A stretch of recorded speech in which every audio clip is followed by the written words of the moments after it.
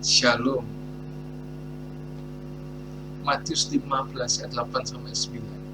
Bangsa ini memuliakan aku dengan bibirnya, padahal hatinya jauh daripadaku. Percuma mereka beribadah kepadaku, sedangkan ajaran yang mereka ajarkan ialah perintah manusia. Nah, dalam aktivitas rohani, semuanya itu harus dari dalam, inside out. Rohani itu nggak boleh cuma berupa aktivitas yang di luar atau yang nampak aja, tapi hati kita tuh nggak ada di dalamnya. Di sisi lain, perkenanan Tuhan itu melihat hati. Tuhan tuh memperhitungkan hati ketika ia mau mengurapi atau menolak seseorang. Nah, kenapa sih kok Tuhan itu memperhitungkan hati? Yang pertama, Tuhan ingin hubungan kasih dengannya adalah hubungan yang berasal dari hati, bukan sekedar melakukan aktivitas atau disiplin rohani. Kenapa kok bisa kayak gitu? Ya, kalau kita itu nggak menyertakan hati di dalamnya, maka apa yang kita lakukan adalah sia-sia. Karena ia lebih tertarik kepada kondisi hati kita, bukan sekedar aktivitas saja. Ya kan, aktivitas itu kan aktivitas emosional dan sebagainya itu bisa kita buat gitu loh ya. Bisa kita buat gitu loh ya. Kalau hati kan murni, apa yang ada dalam hati itu kan meluap kan kayak gitu. Kan sampai juga ada ayat yang dibilang bukan yang masuk bukan makanan yang menajiskan seseorang, tapi apa yang keluar dari hati itu adalah yang menajiskan orang. Kan seringkali hati itu dipakai untuk apa ya? Untuk memang itu betul-betul untuk menunjukkan kalau itu orang itu gitu loh. Benar-benar apa yang ada di unek-unek orang itu gitu loh, bukan sekedar dibuat-buat. Maka itulah salah satu ya kenapa Tuhan tuh ingin menyertakan hati, bukan sekedar apa yang kita katakan, apa yang ada di luar. Nah, ini bedanya iman Kristen sama iman sama sebelah itu ya kayak gitu. Kalau sebelah pengennya kan kelihatan di luar, dari bajunya, dari aktivitasnya aja, tapi hatinya kalau sudah pakai saya nggak tahu ya. Yang kedua, kenapa sih Tuhan itu memperhitungkan hati? Karena hati kita itu mudah berubah atau bergeser. Kita baca di Yeremia 17 ayat 7-8. Diberkatilah orang yang mengandalkan Tuhan, yang menaruh harapannya kepada Tuhan. Ia akan seperti pohon yang ditanam di tepi air, yang rambatkan akar-akarnya ke tepi batang air, dan yang tidak mengalami datangnya panas terik, yang daunnya hijau, yang tidak khawatir dalam tahun kering, dan yang tidak berhenti menghasilkan buah. Kita baca ayat yang kelima dari Yeremia 17 tadi tuh. Beginilah firman Tuhan, terkutuklah orang yang mengandalkan manusia, yang mengandalkan kekuatannya sendiri, dan yang hatinya menjauh dari Tuhan. Menjauh itu adalah sebuah proses dari kedekatan, kemudian menjauh. Hati seseorang itu bisa membatu atau mengeras tanpa orang itu menyadari. Karena itu jangan merasa kalau hari ini kita setia, kita tidak akan meninggalkan Tuhan selamanya. Hari ini kita bisa setia, belum tentu besok atau hari-hari ke depan kita masih setia. Kita masih bisa berubah. Karena kita itu harus waspada. Kayak contohnya Petrus ngomongnya, aku tidak akan meninggalkan Engkau Tuhan, tapi pada akhirnya menyangkal 3 kali. Itu apa ya? Kan hati kita itu bisa berubah kapanpun. Makanya sampai ada bahasa dalam bahasa Jawa yang namanya esok deli sore tempe. Itu memang kan konteksnya untuk orang yang tidak konsisten gitu ya. Tapi orang itu bisa berubah secepat itu.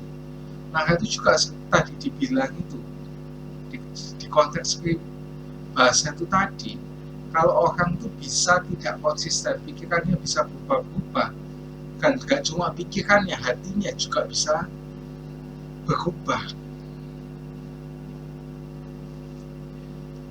Nah aktivitas rohani itu bisa diukur, namun kondisi hati kita hanya Tuhan yang bisa mengukurnya. Gak ada yang bisa mengukur kondisi hati kita itu selain Tuhan. Apa sesuatu yang nampak di luar itu sangat mudah untuk dinilai, tapi belum tentu di mata Tuhan. Bukan cuma membaca firman, tapi kita harus ngerti. Kita butuh pewahyuan dalam tanda kutip supaya firman itu jatuh di tanah hati kita. Jika tidak, firman itu akan mudah dicuri oleh si jahat. Yang dimaksud pewahyuan itu apa? Bukan untuk mengubah maksud dari kitab itu, tapi sebenarnya apa sih maksud dari ayat itu? Bukan untuk mengubah, karena ada yang bilang kita nggak butuh pewahyuan baru. Kita cuma butuh di Alkitab, sola scriptura, iya betul. Tapi terkadang apa maksudnya yang ada di Alkitab kita nggak bisa tahu. Walaupun kita sekedar lihat konteks dan sebagainya itu nggak bisa sedangkal itu ya. Kita nggak bisa pakai kecerdasan otak saja, karena itu pasti kita relasi dengan hati kita. Makanya saya bilang tadi, mungkin kita bisa mencari arti dari firman itu melalui Google, melalui tafsiran itu.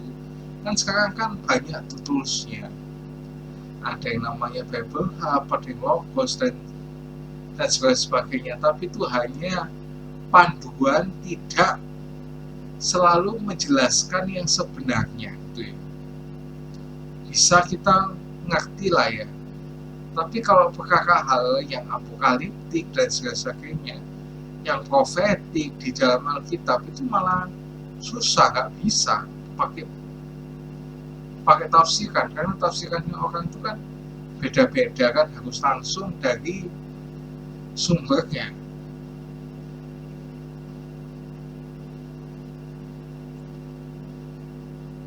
Nah,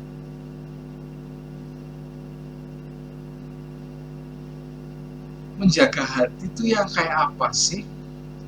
Yang pertama yaitu menjaga kebersihan dan kesehatan hati. Di Matius 15 ayat 18-20, ini seperti yang dirangkumkan tadi itu. Tapi apa yang keluar dari mulut berasal dari hati, dan itulah yang menajiskan orang. Karena dari hati timbul segala pikiran yang jahat, pembunuhan, perzinahan, percabulan, pencurian, sumpah palsu, dan hujat. Itulah yang menajiskan orang. Tapi makan dengan tangan yang tidak dibasuh menajiskan orang. Nah ini konteksnya apa? Para murid itu nggak cuci tangan sebelum makan waktu itu. Dan orang Farisi nyinyir langsung ya. Itu makanannya auto najis gitu ya, auto najis, haram ya, kayak bebong aja, haram ya. Nah, di sini malah Tuhan Yesus selalu menjawabnya dengan elegan, dengan ayat yang tadi itu ya. Tapi mereka sih memang ya pengen menjegal Tuhan Yesus ya, itu sebenarnya konteksnya itu ya. Nah, kita tuh bisa melihat kondisi hati kita itu dari apa aja sih. Yang pertama itu ucapan yang keluar dari mulut kita. Nah, seperti yang dikatakan di di ayat tadi, iblis itu mencoba untuk ngotok hati kita, menargetkan hati kita dahulu, bukan ya. Jadi kenapa kalau aktivitas itu bisa dilihat orang yang buat kita itu bisa dipuji dan sebagainya, tapi Tuhan, tapi iblis itu menargetkan hati dulu, menggeser hati dulu. Kenapa? Kalau hati kita bisa bergeser, maka aktivitas dan perilaku itu akan mengikuti. Demikian juga dengan Tuhan. Kalau Tuhan mengubahkan, Ia akan mengubahkan hatinya dulu. Iblis bisa mengotori hati kita, tapi hanya kita yang bisa memutuskan apa hati ini bisa bersih atau kotor. Ya memang iblis itu kerjaannya gitu kan goda-godain kita gitu ya.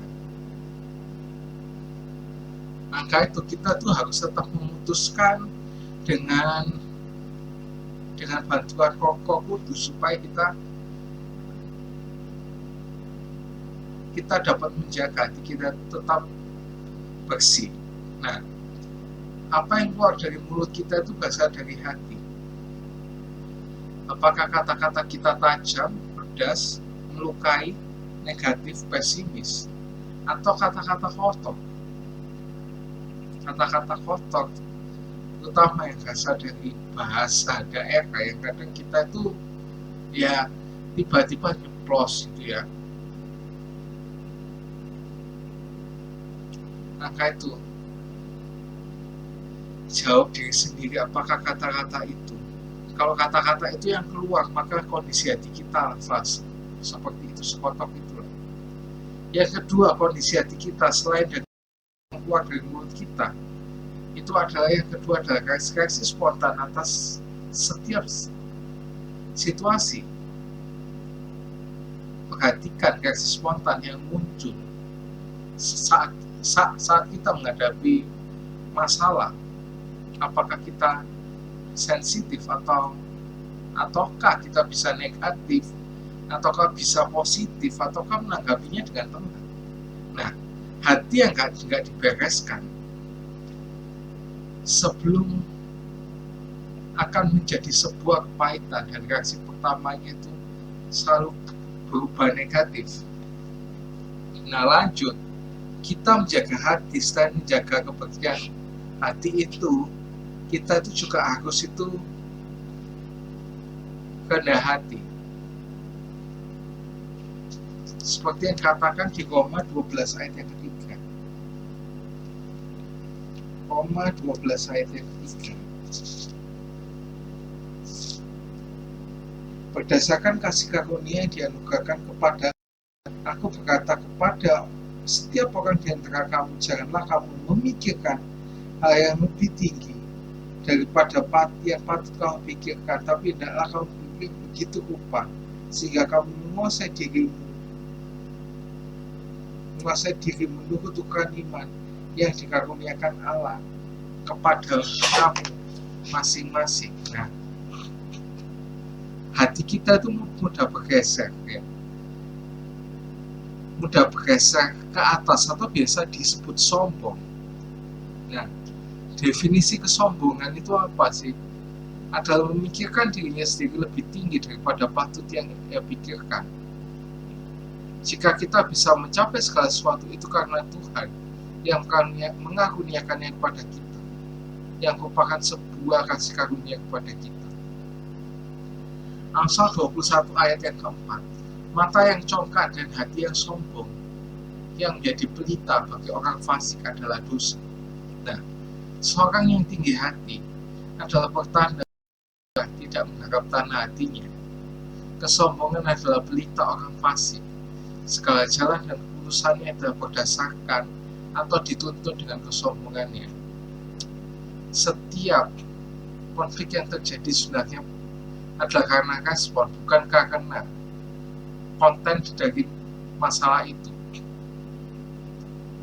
Nah, orang sombong itu sulit memahami sudut pandang orang lain karena merasa dirinya benar.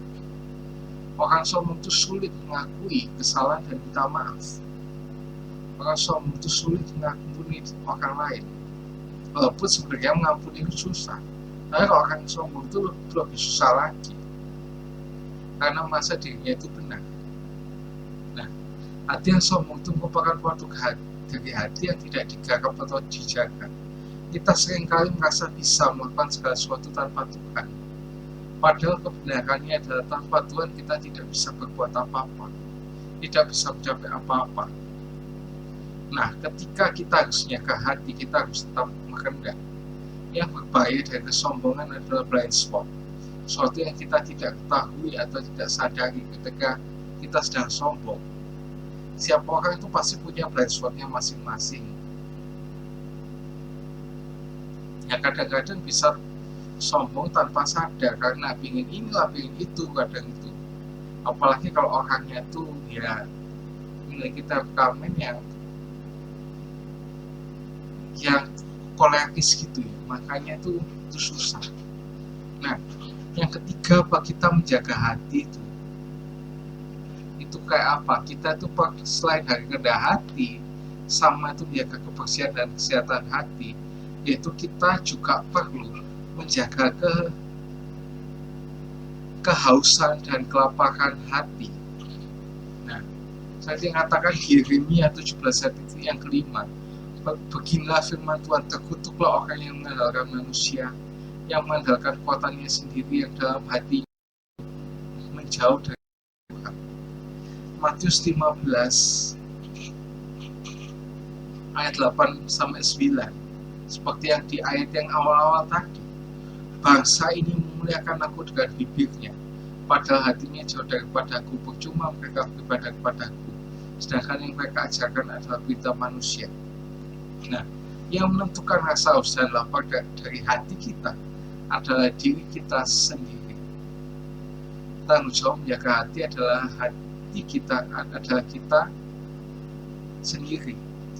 Nah, gimana caranya menggeser hati dan mencuri kelaparan kehausan hati? Nah, caranya yaitu memenuhi hati dengan keduniawian. Kalau kita dipenuhi dengan hal duniawi, kita akan kehilangan selera untuk hal-hal yang rohani. Hati sudah dikenyangkan akan lebih baik oleh duniawi, maka kita akan lebih baik diisi dengan hal-hal yang duniawi. Seperti contohnya pada Salomo, seperti di 1 Raja-Raja 11 ayat 1-9. Nah, ini Salomo awalnya bukan penyembah berhala, tapi akhirnya menjadi penyembah berhala dan mendirikan bukit-bukit penyembah. Padahal awalnya dia membangun rumah Tuhan.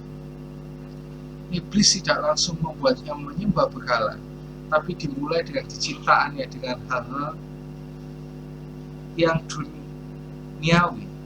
Nah, di sini Salomo punya 700 istri dan 300 kundi. Hatinya terpaut pada kecantikan istri-istri dan kundi-kundinya itu. Dan juga istrinya menarik Salomo jauh daripada Tuhan. 1 Raja-Raja 11 ayat 3-4. Ia punya 700 istri dari kaum bangsawan dan 300 kundi. Istrinya itu menarik hatinya daripada Tuhan, sebab pada waktu itu Salomo sudah tua. Istri-istrinya itu mencondongkan hatinya kepada Allah-Allah lain, sehingga ia tidak dapat sepenuh hati berkuat pada Tuhan Allahnya, seperti Daud ayahnya. Di sini Salomo mengizinkan hatinya tertarik pada hal-hal duniawi. Nah, jadi gimana kita tuh harus itu menjaga hati kita, yaitu menjaga kebersihan hati kita tuh harus tetap rendah hati, dan kita harus perlu menjaga dari kehausan dan kelaparan hati. See you and God bless you.